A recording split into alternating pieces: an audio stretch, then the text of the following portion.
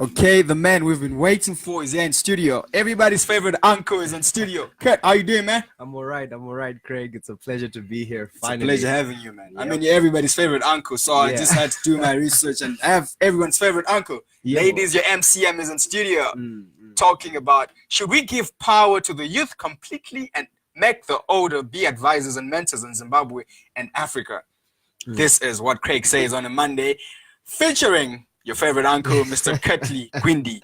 Yes. Curtly, how you doing, man? I'm all right, my man. It's a pleasure to be here.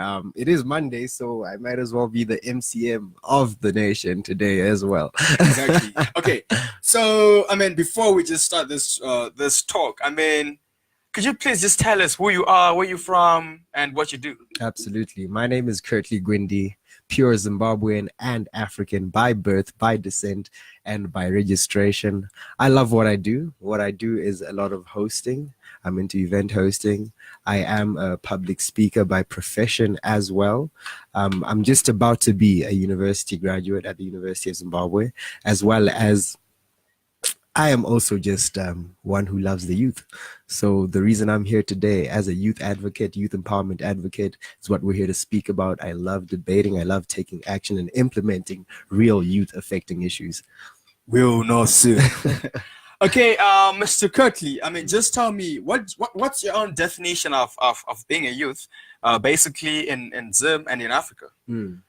I think, holistically speaking, as a young person myself, I wouldn't want youth to be, restricted to a certain area. But according to, our African Union Charter, a youth is someone between the ages of 18 and 35. And by virtue of that, I would want to classify youth, not limiting to someone older than 18 and reaching 35, but a youth can be anybody who is actively engaged in whatever young people do, and actively, please note, actively engaged in whatever young people do. Like Nixon. Nixon, oh yes, and that is your name, sir. You are going to get a shout out. Thank you very much, Nixon. Yeah. Yes, Nixon himself is, taking hands-on issues affecting the youth in whatever sphere he's influencing. So I'm glad for Nixon. I'm glad for you too, Craig. Exactly.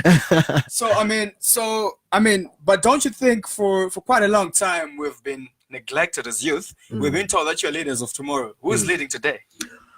Okay. We always have that debate. I remember the last interview we actually had with a friend of mine, which was just about last week. We debated that we're actually not leaders of tomorrow because the tomorrow might not even come. And if we don't take affirmative action as young people today, we won't have that platform. We won't have that time, that space. We'll keep saying tomorrow, and we'll fade as tomorrows. And today's leaders actually are the people in power. But today's leaders can be the people who influence decisions, which I believe I am one of those people. So I call myself a leader. Self-proclaimed. You better not start proclaiming yourself as the president, like what we saw in Venezuela right there. No. We don't want a Venezuelan situation going on here. So I mean, so you, from your own perspective, do you think that we should basically just say, okay, the youth are the ones who are leading us? Because from my own research and from what I've seen is that we make up about more than 50% of the African population. Absolutely. And by 2050, we'll make 40% of the world's population as youth. So from Africa only. So do you think that we should just basically say, okay, it's time we pass on the baton to the youth, and the older generations, our fathers, basically, I like to believe they are our fathers. Yes, they can just, okay, it's our time to resign.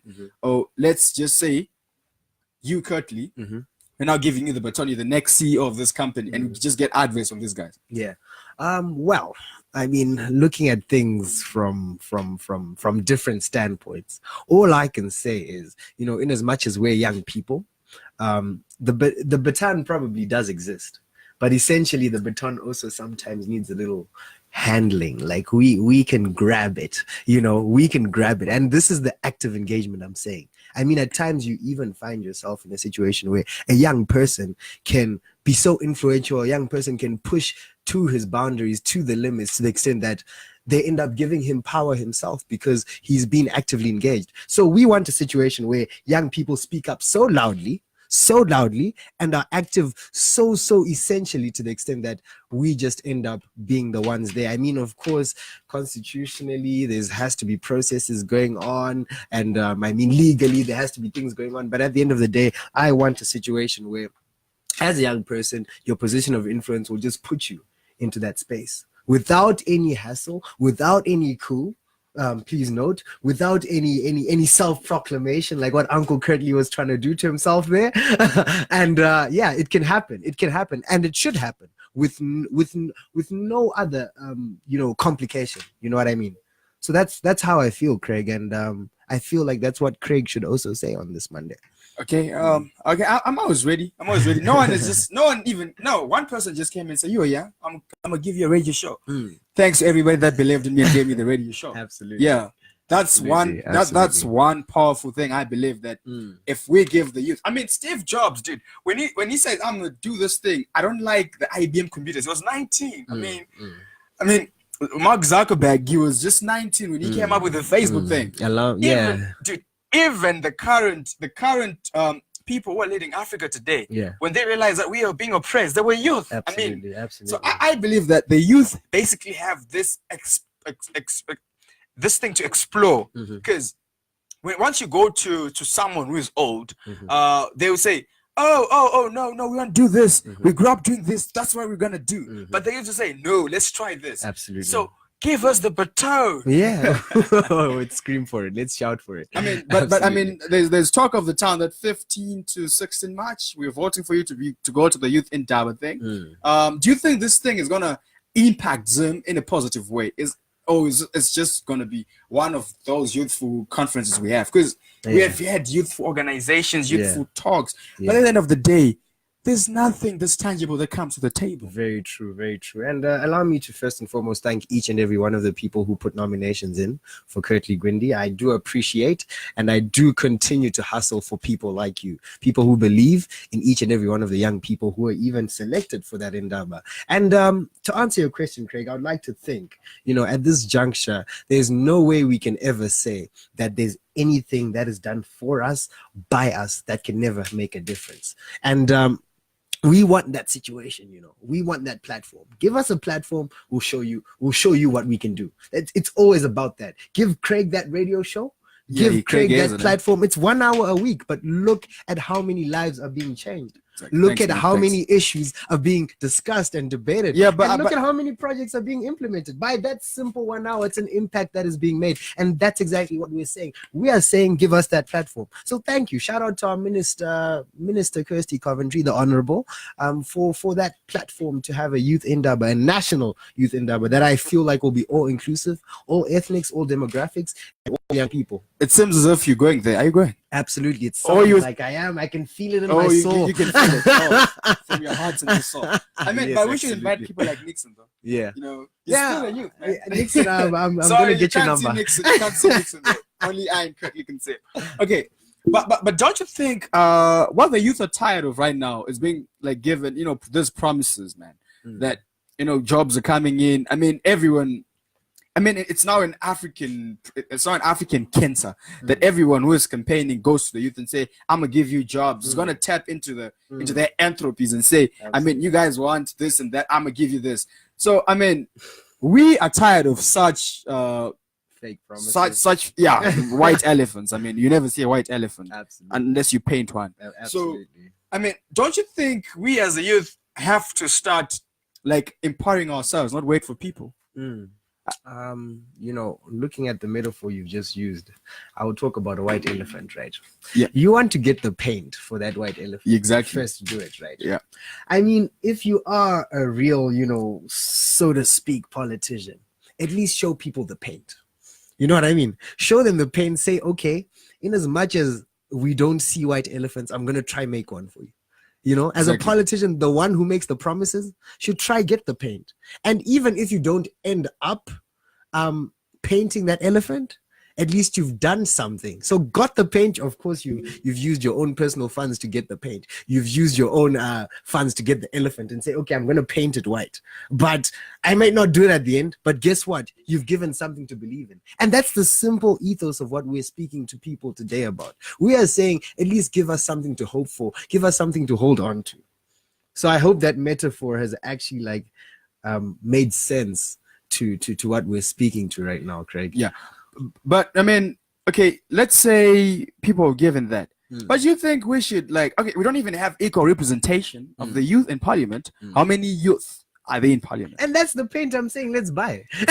how many youth are they as CEOs? I mean, in such big corporations. How many? Yeah. I mean, how many youth do we even have saying, man, we're gonna do this and that? We don't have. I mean, but we just keep on being promised and being promised. Absolutely. So why don't we? I mean, have an equal representation? I mean, if we'd like to talk about the real democracy, democracy basically, when we say majority rules, right? We are the majority. Why aren't we even leading in small sectors, man? I mean, why do you have age restrictions for certain things? Yeah.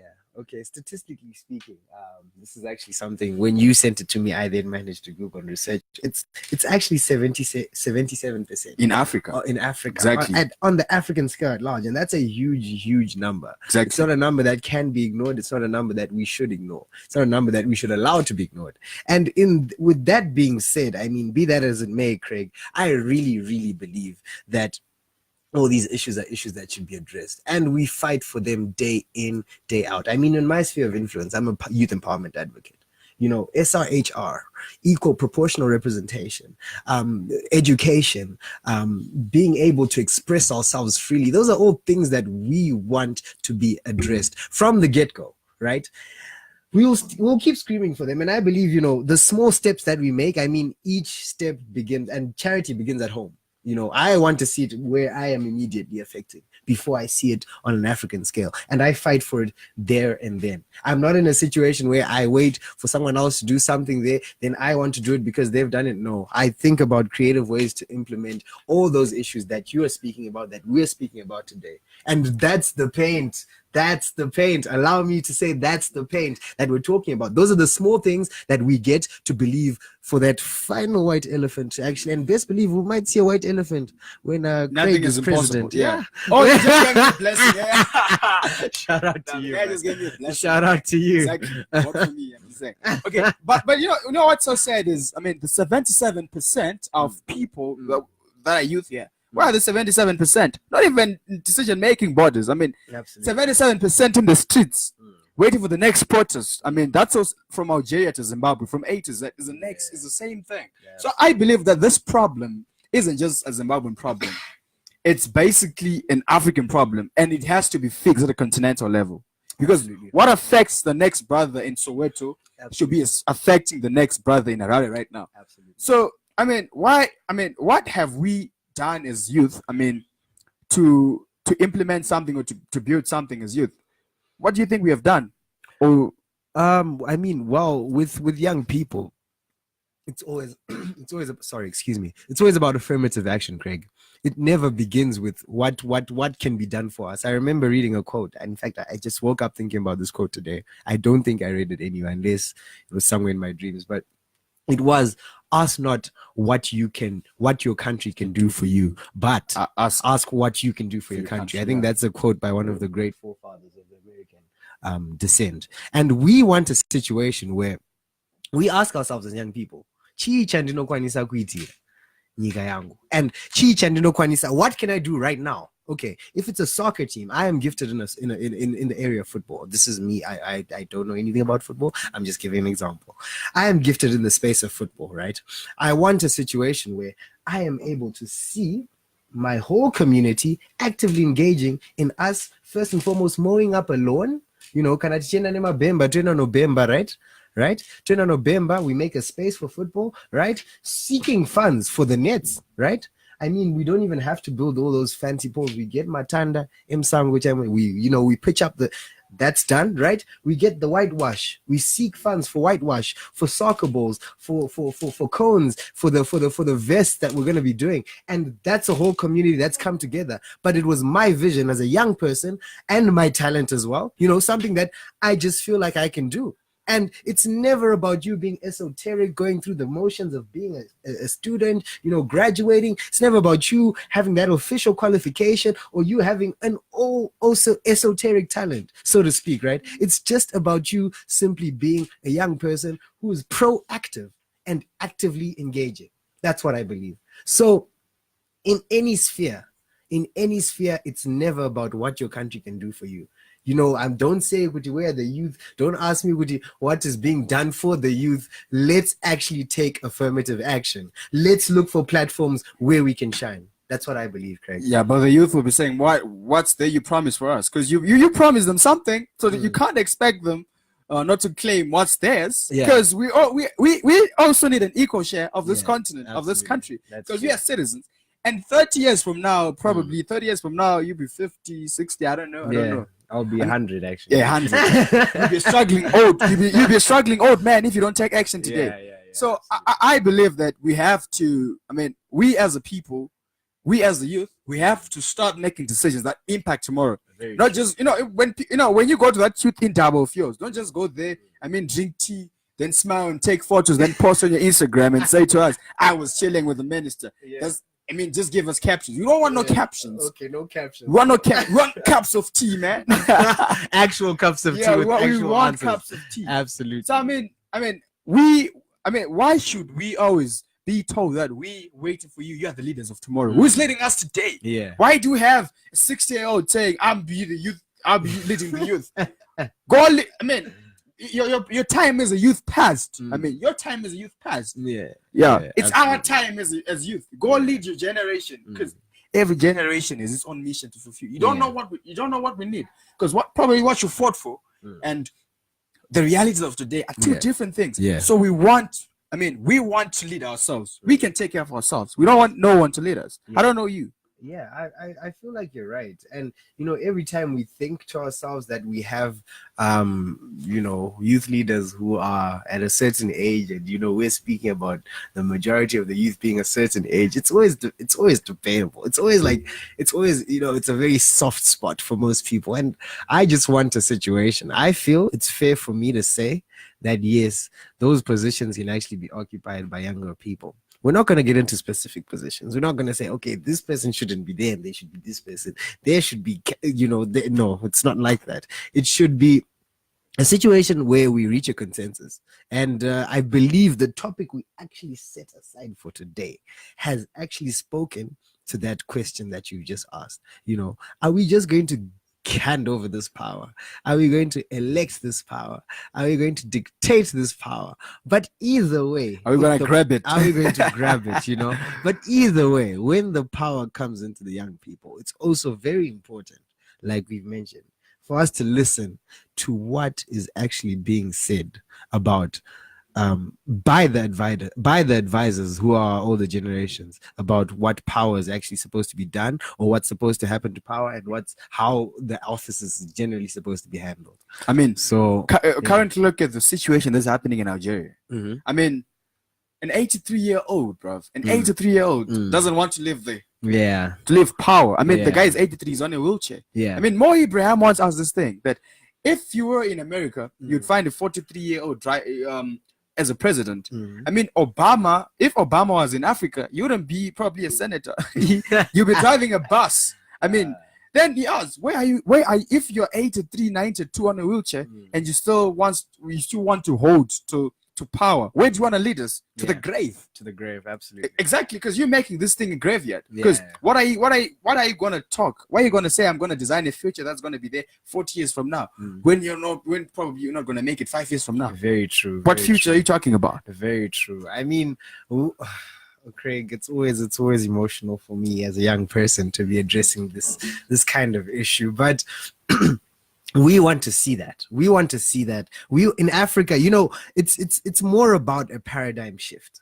And that's what I want to see. We want to see paradigm shifting. We want a mentality to change. We want the future not to necessarily be shaped by, what has been fought for. Like you said, these people who are in power, who are in office, fought for other things. And we want to fight for our own things. But we won't fight from those things from our backyards or from our bedrooms or from our lounges. We want the platforms, the positions of power, the positions of influence. So you're very much right when you speak like that. You're very much right when you say that we as young people should actually change our mindsets, should actually have more platforms, and at the same time should actually be given the opportunity. It's very different. I mean, the situation in Algeria, very much like some of the situations we've seen in Africa. We just need to see that. We just need to see more and more young people taking positions of power, very much like our own, Canadian president, Prime Minister, Justin Trudeau, or, shout out to Obama when he was in power. He wasn't even the youngest in American history. The youngest. Yeah. JFK, the youngest, bro, was the first president to put a person in the moon. Absolutely. Who knows if you give the youth power? I mean, we could even go to the sun at night. I mean, let's just take a short break. Yeah, sun at night. I like exactly. That. Let's just take a short break. In studio, I have Curtly Gwindi, a youth advocate and a media and marketplace broadcaster. And studio live on What Craig Says. If you're listening on our platform on www.hstv.co.w, you can also watch live on our Facebook page on HSTV Zim or Newsday Zimbabwe. I mean, I always wanted to play this track, but I was waiting for the right moment. This is If I Were President by Wycliffe Jean. Time's coming, who you gonna vote for? Yeah. If I was president, I'd get elected on Friday, assassinated on Saturday, buried on Sunday, they go back to work on Monday. If I was president, if I was president, if I was president, yeah. Instead of spending billions on the war, I can use that money so I can feed the poor. Cause I know some so poor. When it rains, that's when they shower, scream and fight the power. That's when the vulture devours. If I was president, I get elected on Friday, assassinated on Saturday, buried on Sunday, they go back to work on Monday. If I was president, if I was president, if I was president, yeah. I know some soldiers that sleep but they can't dream, wake up with screams, sounds of M16. So take this medal of honor for your bravery. I wish you the best, kid. You and your family. If I was president, I'd get elected on Friday, assassinated on Saturday, buried on Sunday, they go back to work on Monday. If I was president, if I was president, if I was president, but the radio won't play that. They call it rebel music. How can you refuse it? Children of Moses, tell the children the truth, the truth. It's not all that bling that's diamond. Tell them the truth, the truth. Most of y'all wear cubic zirconium. Tell them the truth, yeah. Your soul is worth more than diamonds. If I was president, all blacks, I have reparation, no segregation, feed the nation so there's no famine. Muslims, Jews, Christians, with all whole hands. Every week on the beach, party by the sand. Word up, take trips on Air Force One. Don't need to bring the homeless with no sneaks to Air Force One. Better schools in the hood, better teachers for the classes, making money, paying no tax. Find the best scientists, tell them come up with an answer. I want the cure for AIDS and cancer, but I gotta watch my back. Snipers on the hill with the steel, waiting to F I was president, I get elected on Friday, assassinated on Saturday, buried on Sunday, they go back to work on Monday. If I was president, if I I feel the rain coming. Let me play my guitar for them right now. Let's go. Refugees.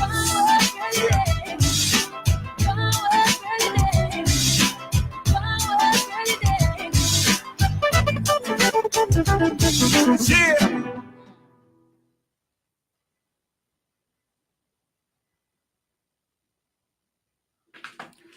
Okay. Welcome back to the African Dream. Guest starring your favorite uncle, Curtly Gwindi in studio today. We're still talking and we're still passionate and we're still angry and cross. Then why are we, the youth, segregated from many positions?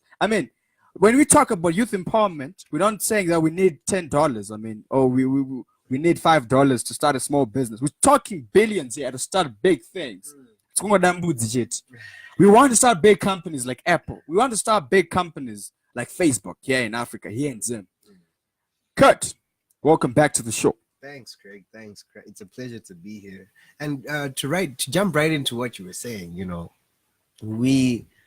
I believe, potential is only, credentials are only given where potential is present.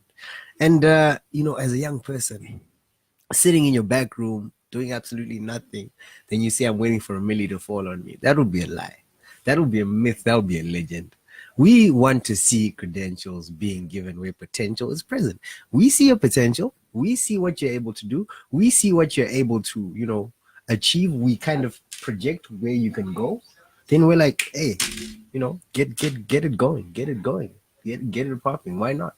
You know what I mean?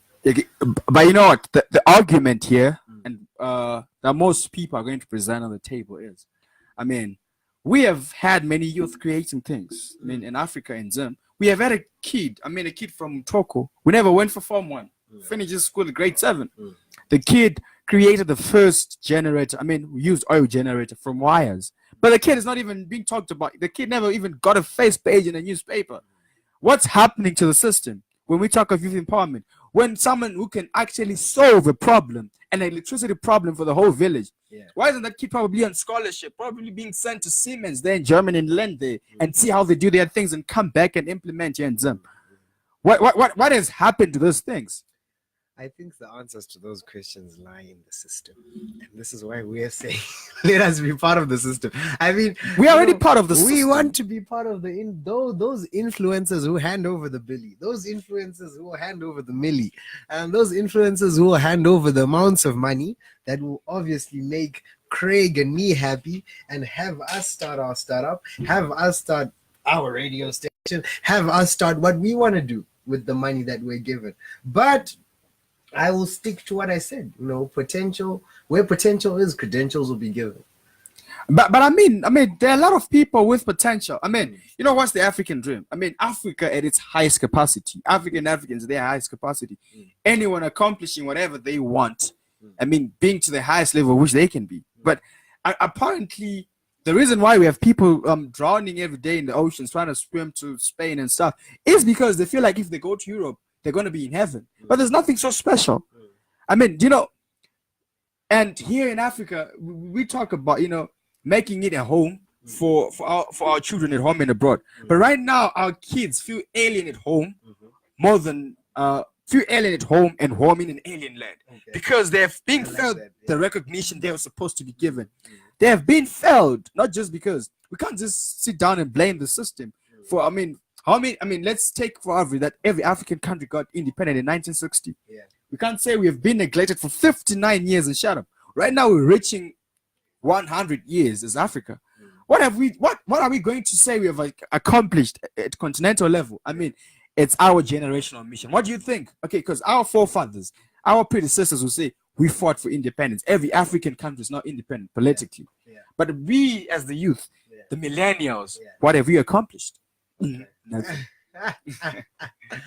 are the millennials who want to speak for others, and we're the millennials who continue to celebrate each other's success. I will actually give a few examples. We have a young lady, I'm just forgetting, I would like to believe she was Egyptian, if not Somalian, who managed to, and I forgot her name, but she did write a book. And she managed to publish her book. Her book was really based on what she had achieved as a human rights activist. You know, I'm really big, Craig, on giving back. I'm really someone who believes that your blessings will actually flow, whatever space you're in.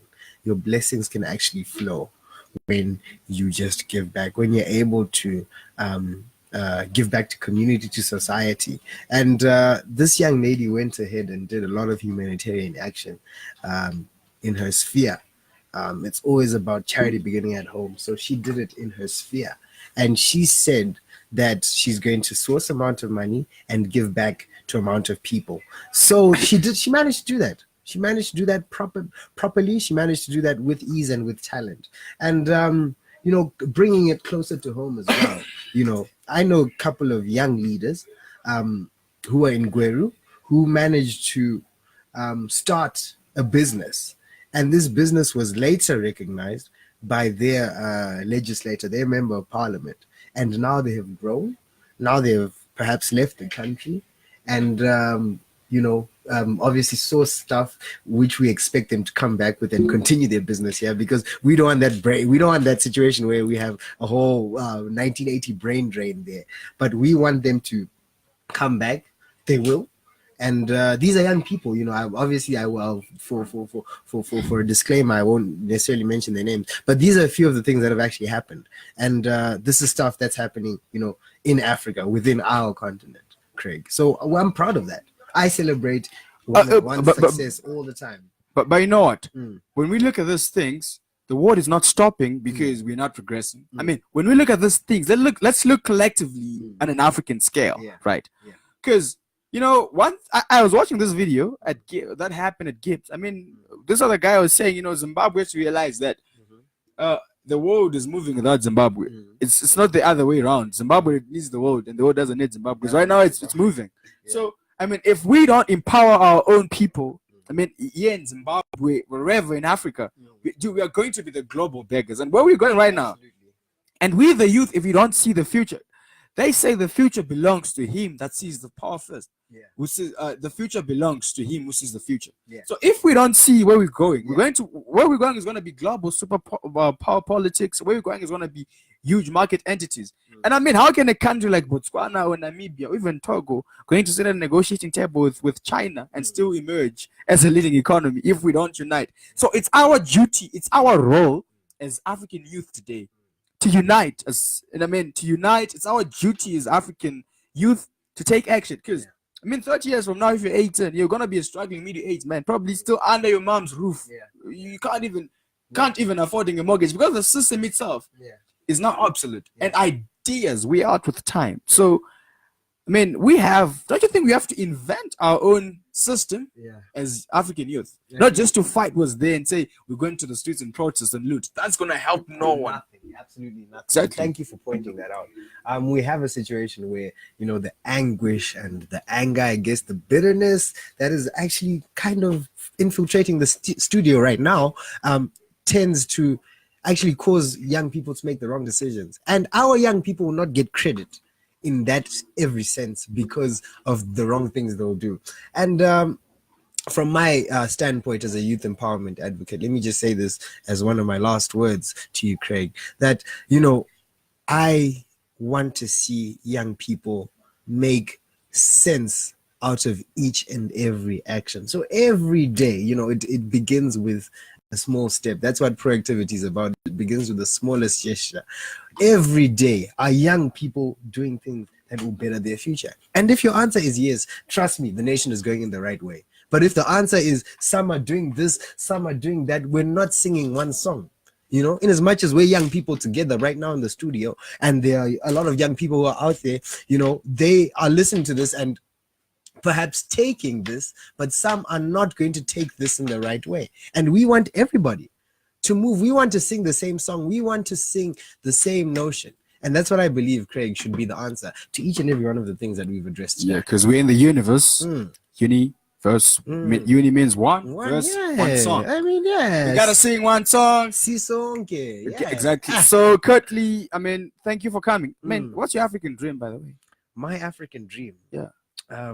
You know, this is a great quote, but it's a great quote by me. Okay, yeah. So my African dream is to see each and every one of the people in the world giving back, because I believe giving back is the most real confrontation to the reality of poverty.